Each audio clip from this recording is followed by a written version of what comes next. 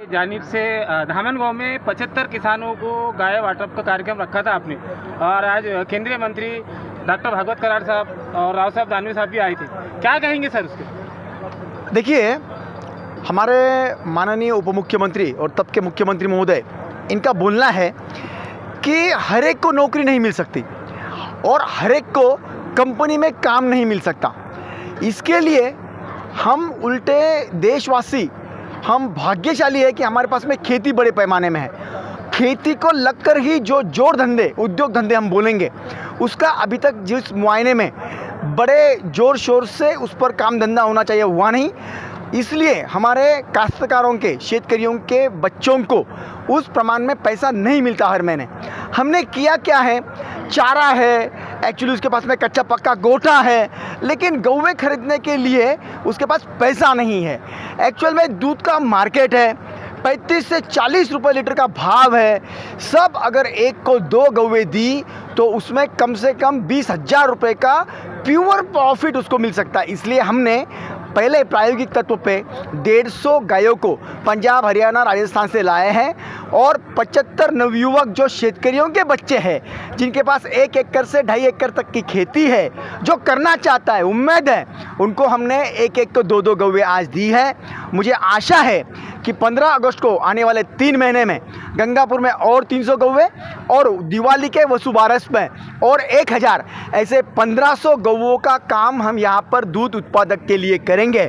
और उसमें से कम हमारे 750 नवयुवक बच्चों और हमारे दीदियों को रोजगार नहीं, वो मालिक बनेंगे और 20 से 50,000 रुपये महीने का उनका इनकम शुरू होगा। सर, आप गंगापुर खुल्दाबाद के आमदार है, औरंगाबाद में और भी आमदार है, मगर आपके क्षेत्र में ज़्यादा काम होता है, क्या वजह है सर?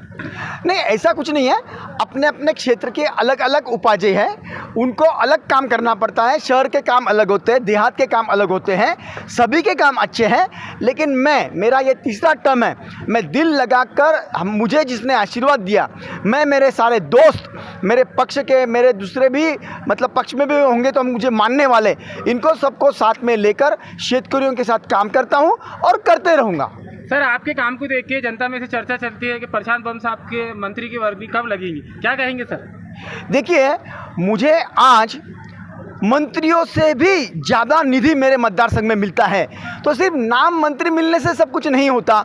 हमारे फडणवीस साहब है, और देखिए ऊपर जो हमारे नेता होते हैं उनको सब देखना पड़ता है, एरिया देखना पड़ता है, इलाका क्या है वो देखना पड़ता है, थोड़ा सा अलग अलग मुआयने उनको ये करना पड़ता है, अलग बिंदुओं पे काम करना पड़ता है। हर एक को लगता है कि मैं उसी काबिल हूँ मंत्री के, लेकिन उनको चुनते वक्त बहुत मशक्क़त होती है। लेकिन मैं मानता हूँ कि फडणवीस जी मुझे मंत्री से कम नहीं समझते, मुझे निधि देने में कोई कमतरता नहीं करते, इसलिए तीसरी बार मैं चुनकर आकर मतदार संघ को इस लेवल पर लेकर आया हूँ। प्रशांत सर, अभी जो आपने गाय वाटप का कार्यक्रम रखा था, तो ये मुफ्त में दिया है, और आगे कौन कौन से कार्यक्रम रखने वाले आप उस बारे में? नहीं, ये गायें मुफ्त में नहीं है। जितनी भी कीमत है ये इन्हीं को भेजा था मैंने लाने के लिए, उतनी ही कीमत के पैसे जो नेशनलाइज बैंक का बैच दर होता है उसके साथ लिया जाएगा। मुफ्त बिल्कुल नहीं है। ये 1.5 साल में मेरा पैसा देख करके 10,000 रुपये महीने का इनकम कम से कम अभी चलेगा पैसे देने के बाद, फिर भी। और उसके बाद में हम 1.5 साल के बाद इनको करीबन 30,000 रुपये महीने का कायम स्वरूपी इनकम, प्रॉफिट, नेट प्रॉफिट होने वाले हैं। मैं मानता हूं आज के 4 साल के बाद जिन्होंने गौवे ली है 50,000 रुपये महीने का इनका कायम स्वरूपी इनकम होगा, बशर्ते कि उन्होंने इस पर मेहनत लेनी चाहिए। सर, आपने कौन से गांव में ये कार्यक्रम रखा था और आपका पूरा नाम बोलिए?